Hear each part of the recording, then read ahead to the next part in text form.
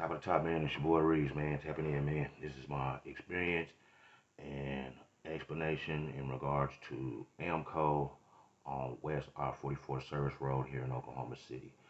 All right, so of course my transmission is going out. Second's going hard. Slipping in the third is slipping like I don't got no fourth. I've heard, all the time that Aamco has a finance program that'll work with you. Will do okay, cool. I work for the state, but I get paid on a monthly basis. So, I'm make my money managed, so I can be out here not just, broke or worse, asking folks for shit. But that's neither here nor there. So I take it to him. I drop it off on December 27th. They're like, we can't check it now, but we'll check it for you Monday. So at first, the service guy that was in the video, his name is Robert. He's real attentive. He called me at 8:30 Monday morning. All right, man, this is what you need. Bam, bam, bam. Okay. At first he says, it's not only the transmission. I need new knock sensors, which was crazy because I just got my knock sensors done earlier that year by my guy Chris over there at Shields Automotive, which had a warranty. They already had done them, is what they told me. They already started the work. So they was like, need the knock sensors, transmission, tune up, and a fuel pump. Okay. At first it came to the tune of $6,877 for all this. I'm already thinking this is way too much. It's like, so he's like, how you want to pay for it? I heard y'all got the finance program. He's like, oh yeah, okay, if you get the finance program, and this is exactly how he explains it. Yeah, if you get approved for the finance, you only have to make the monthly payments. You don't have to worry about, putting anything down or anything. This is exactly how he explains it. All right, cool. So he sends me the link.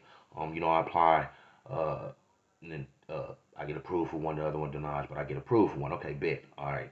Now I know it says like 2,500, whatever. I'm not understanding because this is not how it's explained.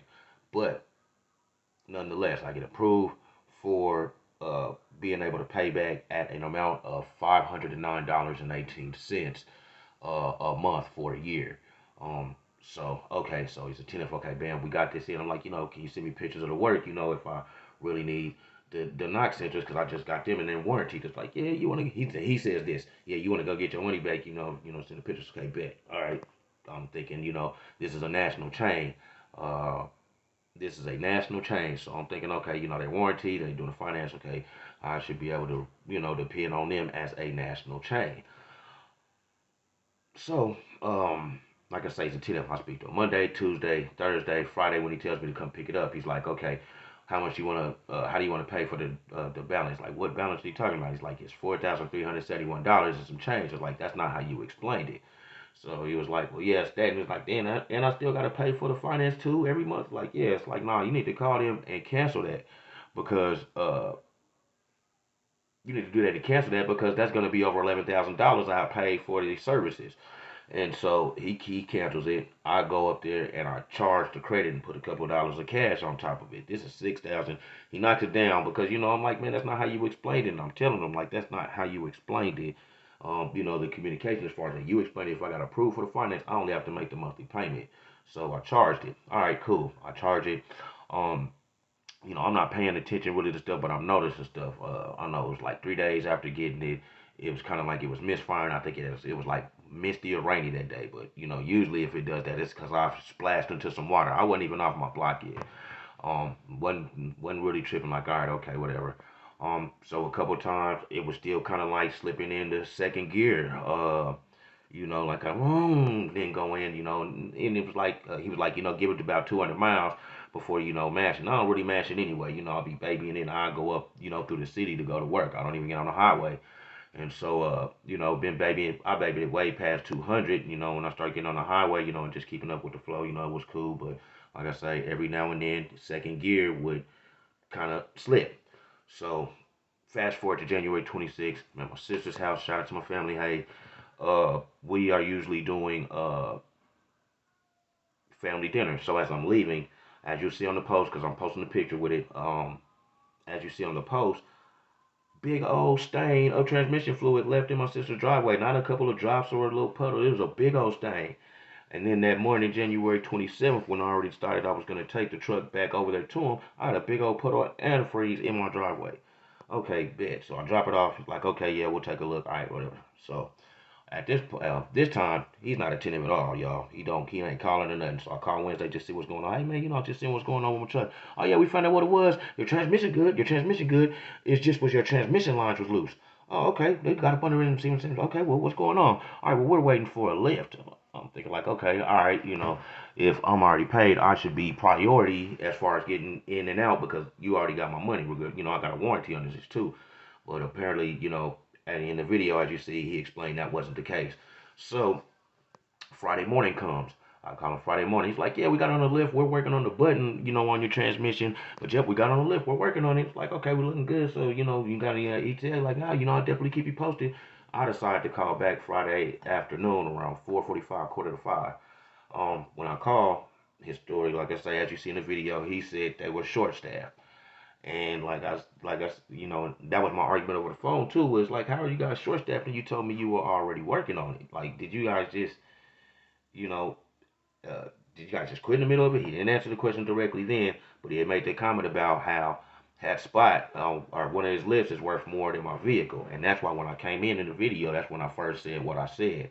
And so uh, it's crazy because the video stopped. I'm not sure as to why, but the video did stop. But we didn't leave. We stayed. I ended up getting the truck back, but we explained it to him like, dude, it's your communication. Your communication wasn't nowhere as attentive as it was as you were getting paid. And it's crazy because uh, a very reputable business, that I happen to, I happen to like and stuff out here, had told me like, man, go look up that Yelp and they Google reviews. And I looked them up and yeah, bro, it's reaching as a week, man. And I'm not the only one that's tripping. Some of the reviews say it was work that was done that didn't need to be done. In that case, like I say, because they say my knock sensors needed to be replaced, so that voids my warranty with my guy Chris at Shields Automotive. You know what I'm saying? And that's what's messed up about stuff like that. Like going through this, even with getting it back, my truck is still out here messed up. It's leaking. He tried to say it was leaking when he bought it in. Of course it was leaking. Both my transmission and my antifreeze was leaking. So he tried to go back and say it was leaking when I first bought it in, which is not the case because, like I say, I know it wasn't leaking. But I got the picture of, like I say, when they first did the transmission, it had a little spot. And he tried to say it was probably just another car parked there. Like, nah, it's right up under where my transmission is. And I should have knew a red flag then, but to the tune of $6,125, and me, charging my credit to this just for my car to still be, acting up. Like I say, it slipped a little bit on the way home as I was taking it from the shop, and then like I say, he tried to say that the water pump is going out. I'm about to try to get it repaired today because I'm already missing work. I've been having to catch lifts. You know what I'm saying? For the that whole week when he first was fixing it, and this last week, almost week and a half, to be able to get to work and stuff. Money out the pocket. They don't do no rentals to accommodate you. And when I asked him why did it take longer for that, as you see, he answered. He really didn't have no answer for it. It's like, dude, you being sick, you can at least relay that you guys are sick and it's gonna take longer, and you didn't do that. So yeah, it's just even with going through this with the shops, man, and it's just, make me really lose faith because I don't like doing this anyway, you know what I'm saying? But, it'd be like, and I've been guilty of it too. It'd be so quick to be us going against us, and y'all know what I mean on that. And it's a whole national chain that's doing me way worse. So, like I say, my truck is still out here messed up. I just went and caught a ride to go get the water pump this morning, so I'm waiting to get that fixed, and that's more money out of my pocket. But like I say, to the tune of $6,125, and like I say, I'm gonna post these Yelp and these Google reviews because folks were saying they went somewhere else, and it wasn't even what they said on some occasions. So you know what I'm saying? It voids my warranty with my guy Chris. I'm pissed about that.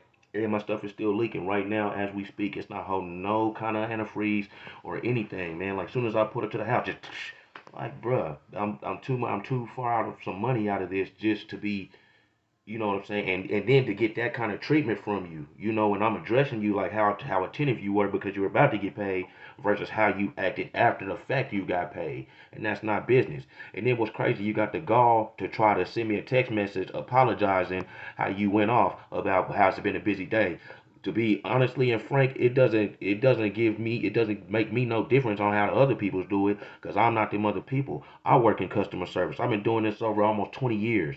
So I know when folks are mad, they might not be mad at me, but you took that out on me because you called the police to try to have us removed. And after waiting 30 minutes and we on you about how your customer service skills are trash because you didn't communicate, you finally gave the key and let me go. But as you see in the video, he tried to charge me, whether it be in the lines or the storage at first before the video went off.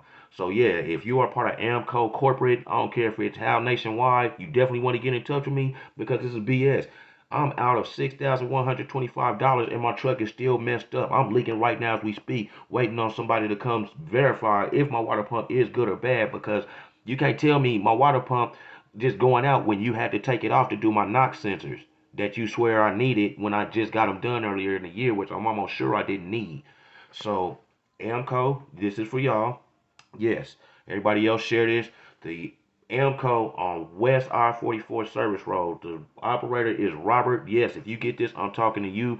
Because how dare you try to apologize after the fact? You try to call the police, and then when they didn't come and we telling you about yourself, you knew you was wrong. That's why you gave me my key and you let me go home with my truck when you tried to get me escorted. That was bullshit.